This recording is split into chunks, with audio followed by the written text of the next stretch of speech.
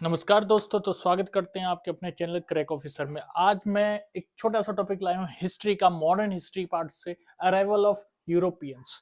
सो क्या पैटर्न था, कैसे आए थे वो, थोड़ा सा इसको आज हम जानते हैं। देखिए, यूरोपियंस क्या था, शुरू से ही हमारे जो भारत है उसमें आना चाहते थे।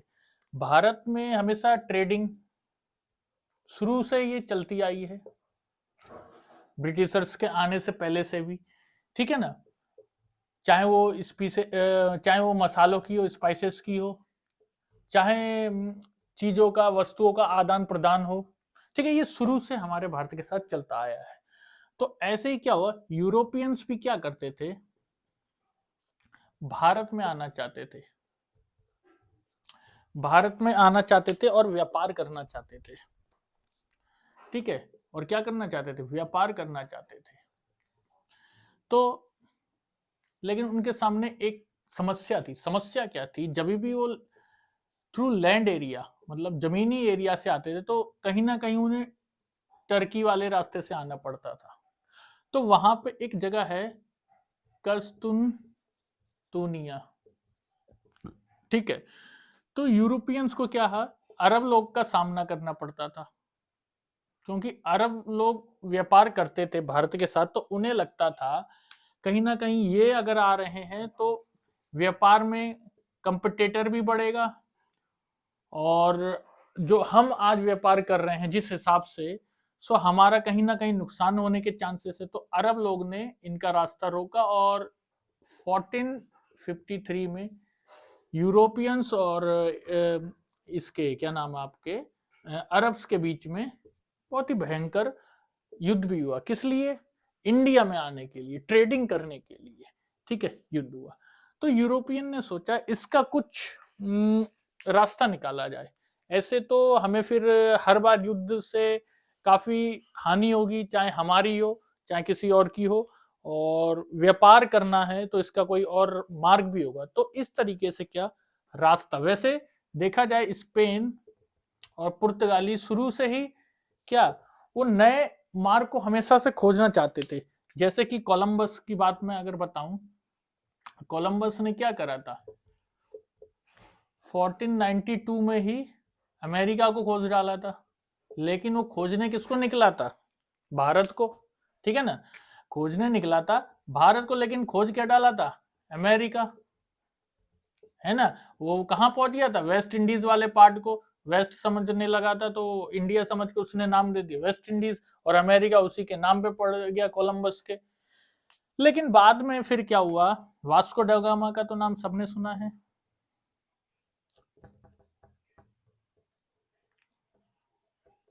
वास्को ड गामा ने क्या किया, 1498 में अंत में भारत को खोज निकाला। हालांकि भारत कोई खोया नहीं था, बस उन्होंने वहां तक, भारत तक पहुंचने का अपने वहां से, ठीक है, मार्ग खोज निकाला, ठीक है ना। और किससे, सी रूट था। हालांकि वो लैंड रूट उन्हें पता था, लेकिन वहां पे उन्हें दिक्कतें आ रही थी, अरबों के साथ लड़ाइयां वगैरह करनी पड़ रही थी, ठीक है। सो क्या हुआ, इन्होंने 1498 पे ये कहाँ गए, भाई अफ्रीका है, यहाँ पे एक है केप ऑफ गुड होप, यहां से होते हुए, ठीक है ना, यहां से होते हुए ये पहुंचे कहाँ, कलिकट। कलिकट कहाँ, केरला में है। जमोरिन उस समय वहां के राजा हुआ करते थे, उन्होंने उनका, जमोरिन ने वहां पे स्वागत करा। फिर क्या, धीरे धीरे बिजनेस हुआ, व्यापार बढ़ा, और इन्होंने फिर जब जो भी ये मसाले वगैरह ले गए थे, इनका नुकसान, सॉरी, इनका फायदा बहुत ज्यादा हो गया, 10 गुना में फायदा हुआ, जितना ये सोचे भी नहीं थे कोलंबस, वास्को ड गामा, उससे ज्यादा फायदा हुआ था। तो ये फिर लौट के आए थे 1500, लगभग 1503 में, ठीक है।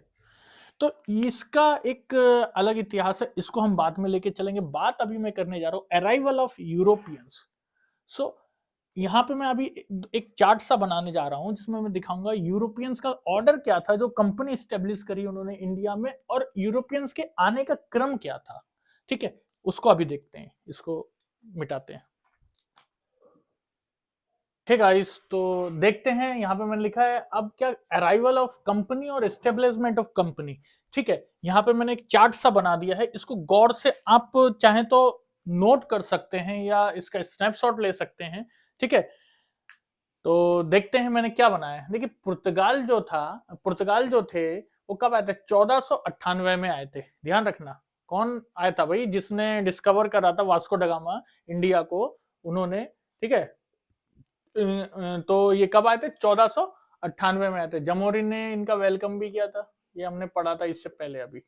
लेकिन 1498 में आए थे, 1498 में आए थे, लेकिन इन्होंने जो इन लोगों ने फैक्ट्री कब खोली? 1503 में। मैंने बताया ना, ये फिर चले गए थे, व्यापार में फायदा हुआ 60 गुना तकरीबन, तो फिर लौट के आए, फिर सोचा क्यों ना ही इंडिया में ही इस व्यापार को और एक्सपेंड करा जाए, तो इस हिसाब से इन्होंने कोचिन में अपनी फर्स्ट फैक्ट्री भी खोली 1503 में। अगर बात करता हूं डच की, डच आए थे कब? 1595 में आए थे। इन्होंने क्या, इंडोनेशिया और इंडिया को सर्च करा था। ठीक है, तो खोजते खोजते आए 1595 में, और इनकी फैक्ट्री देखिए तीसरे नंबर पे 1602 में मसूलीपट्टनम में। ठीक है ना, मसूलीपट्टनम में। इंग्लिश कौन होते हैं? ब्रिटिश। ये जो डच जो होते हैं, जो आज हम कहते हैं नेदरलैंड एक कंट्री है या हॉलैंड के लोग हैं, ये वो हैं डच। ठीक है, इंग्लिश कौन है? ब्रिटिशर्स। ये 1600 में आए। ठीक है ना, 1600 में आए, और इनकी फैक्ट्री कब खुली? 1608 में। 1613 में उसका काम कंप्लीट हुआ, और एक मसूलीपट्टनम में 1611 में। ठीक है, और फ्रांस की अगर बात करूं मैं, 1664 में आए, और 1664 से 1668 में एक सूरत में फैक्ट्री खोली इन्होंने। तो ये क्वेश्चन कई बार कंफ्यूजिंग सा हो जाता है, क्योंकि इसमें क्वेश्चन ये पूछ देता है कि कौन, एक क्रम में बताइए कि कौन से यूरोपियन किस हिसाब से पहले आए, उनका एक क्रम बताइए। तो कई बार क्या होता है, उस क्रम में हम फैक्ट्री के अकॉर्डिंग लिख देते हैं, कई बार पूछता है उसमें क्रम सिर्फ पूछता है, आने का क्रम पूछता है, तो ये एक बहुत बड़ा कंफ्यूजन बना रहता है। तो इसलिए मैंने आज इसको एक सेपरेट क्लास में बता रखा है। अब इससे नेक्स्ट हम इसको और एलेबोरेट करेंगे कि कैसे पुर्तगाल आए, तो उनमें क्या क्या रहा, उनमें क्या ट्रीटी हुई, या क्या फिर उन्होंने कैसे बनाए। डच में क्या हुआ, इंग्लिश को तो सबसे ज्यादा हमें एक्सपेंड करना ही है, उनके वाइसरॉय गवर्नर जनरल से लेके। ठीक है, और फ्रांस के बारे में भी फिर देखेंगे। ठीक है, और एक दो कंपनी और आई थी, हम उनको भी देखेंगे।